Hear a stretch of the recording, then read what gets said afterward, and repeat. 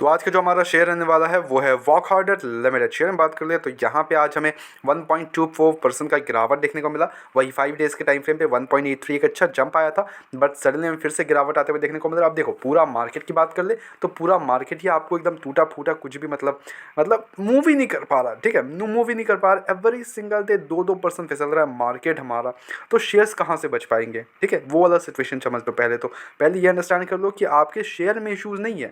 Okay, आपने अगर किसी शेयर को चूज़ किया, अगर फंडामेंटल स्ट्रॉन्ग है, आपने कुछ देख के इन्वेस्ट किया है तो it's fine, well and good. But अभी पूरा मार्केट ही डाउन है, वो पहले अंडरस्टैंड करो। पूरा मार्केट, तो पैनिक नहीं करना है, हमें चाहिए अच्छे गुड फंडामेंटल स्ट्रॉन्ग अपने पोर्टफोलियो में। ठीक है, अब आते हैं शेयर में। तो शेयर की बात कर ले, अगर आप इसको 1 साल के टाइम फ्रेम पे देखोगे तो शेयर अप्रॉक्स 18% तक डाउन है। अपने ऊपरी लेवल से अप्रॉक्स 1800 का हाई लगाता है या 1868 रुपीज़ का हाई लगाता है, फिर वहाँ से काफ़ी ज़्यादा बड़ी गिरावट आते हुए देखने को मिल रही है। और वही 5 ईयर्स के टाइम फ्रेम पे देखोगे तो शेयर ने अप्रॉक्स 197% का रिटर्न है 5 ईयर्स के टाइम में काफ़ी अच्छे रिटर्न बना के दिए, इसमें कोई डाउट नहीं। शेयर यहाँ पे अप्रॉक्स 171 रुपीज़ से 1800 का लेवल टच करता है, which is a huge jump obviously.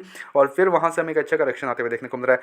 अब अगर फंडामेंटल्स की बात कर ले कंपनी के, तो अगर हम कंपनी को देख ले तो कंपनी एक्चुअली करती क्या है ये तो पहले अंडरस्टैंड करो। Company is a global pharmaceutical and biotechnology organisation engage in manufacturing finish dosage formulations injectables biopharmaceuticals orals and topicals creams and ointments as well. Okay, अब कंपनी का मार्केट कैप 19,000 करोड़ का है। तो मार्केट कैप ऐसा भी नहीं है कि बहुत कुछ एक्स्ट्राऑर्डिनरी लार्ज है, बट या स्टॉक का पी हाईली ओवर वैल्यूड 176 का पी चल रहा है and industry P only 26। Okay, और वही डेप्ट की बात कर ले तो यहाँ पे 2456 करोड़ के डेप्ट है। डेप्ट इक्विटी 0.54। बैलेंस शीट जाके देखोगे कंपनी के पास 4486 करोड़ रिजर्व्स है। अब कंपनी का डेप्ट क्या बहुत ज़्यादा इंक्रीज अप देखने को मिल रहा है? तो देखो ऐसा कुछ खास इंक्रीज अप नहीं है, बट ये ऐसा कुछ कम भी नहीं हो रहा है डेप्ट इनका। ओके, एक लेवल पे अटका हुआ। अब अगर कंपनी के ऑपरेटिंग मार्जिन की बात कर ले तो it's good here 15.6, profit quality 173%, which is a great number. PG ratio is 11.8। और वही क्वार्टर रिजल्ट्स कंपनी के सेल्स 721 करोड़ से 888 करोड़। वही अगर ऑपरेटिंग मार्जिन देख ले तो 18% से 20%। ऑपरेटिंग प्रॉफिट का अगर बात करें तो 128 करोड़ से 177 करोड़। और वही नेट प्रॉफिट 20 करोड़ से 61 करोड़ का नेट प्रॉफिट देखने को मिल रहा है।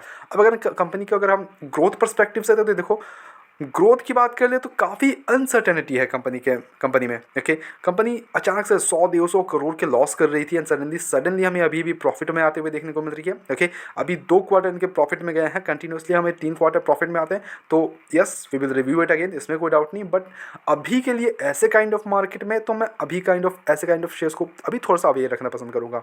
ओके, जो कि ऑलरेडी एक अच्छे खासा लॉस में गुजर रहे हैं एवरीथिंग, तो उस टाइम पे मैं अभी थोड़ा सा मैं अवेयर करना पसंद करूँगा। मैं अच्छे गुड फंडामेंटल स्ट्रॉन्ग जो ऑलरेडी एक अच्छा रेवेन्यू जनरेट कर रहे हैं, मैं उनमें ज़्यादा जाना पसंद करूँगा ऐसे काइंड ऑफ मार्केट्स में, बिकॉज ऑलरेडी मार्केट्स डाउन है, जिसके कारण काफ़ी सारे शेयर्स आपको अच्छे अवेलेबिलिटी अच्छे प्राइसेस पे अवेलेबल हैं। तो मैं वहाँ ज़्यादा जाना पसंद करूँगा comparative to this.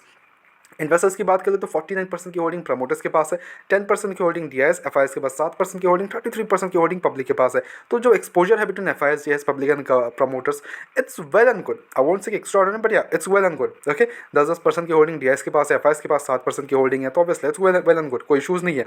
At the same time इस किस लेवल्स पे खरीदना है, तो देखो मैं तो ऑब्वियसली अवेयर रहूँगा इस पर। ठीक है, बिकॉज अभी के लिए मैं अगर पोर्टफोलियो में ऐड अप करना होगा तो मेरे को, तो मैं अच्छे गुड फंडामेंट जो ऑलरेडी एक अच्छा रेवेन्यू जनरेट करते आ रहे हैं, मैं उनको ज़्यादा जाना पसंद करूँगा कंपैरिजन टू दिस। सिंपल सी बात। ओके, अब आता है देखो, अगर आप ऑलरेडी इन्वेस्टेड हो शेयर में तो इट्स ओके। ऐसा नहीं है कि बहुत ही खराब शेयर है। ओके, कंपनी अभी रिसेंटली प्रॉफिट में आना स्टार्ट हुई है, तो ऑब्वियसली इसका पॉजिटिव इंपैक्ट देखने को मिलेगा। अगर नेक्स्ट क्वार्टर लॉस में आती है या कंपनी किसी भी रीजन से, देन अगेन एक पूरा इंपैक्ट देखने को मिल सकता है शेयर में, तो वो फिर एक टोटली नेगेटिव इंपैक्ट बन जाएगा। समझ लो बात को? तो that's why I am telling you कि अगर आप इन्वेस्ट कर भी रहो तो रिस्क बहुत है, but keep on track on the results, keep on track on the डेब्ट। एंड ऐसे काइंड ऑफ मार्केट्स में इतना ज़्यादा रिस्क लेना it's not reasonable. ओके, तो अच्छे गुड फंडामेंटल स्ट्रॉन्ग स्टॉक्स पर पोर्टफोलियो में रखो अभी के लिए।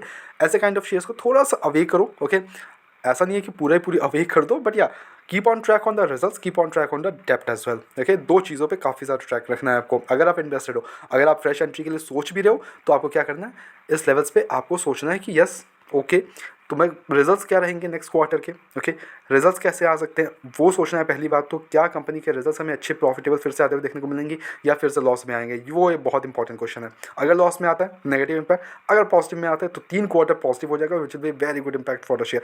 तो वहाँ अगर आपको थोड़ा रिस्क लेना है तो it's well and good, okay. By the way हमारी तरफ से कोई बाय सर कमीशन बिल्कुल भी नहीं है, ओनली सजेशन है। तो please take it as a suggestion, अपने एजुकेशन पर्पस के तौर पर वीडियो को देखो, go ahead do research as well and then make the investments. Blindly किसी विश्वास करें इन्वेस्टमेंट्स ना करें। ऐसे रेगुलर अपडेट्स के लिए चैनल को सब्सक्राइब करो, वीडियो को लाइक करो। मिलते हैं नेक्स्ट वीडियोस में।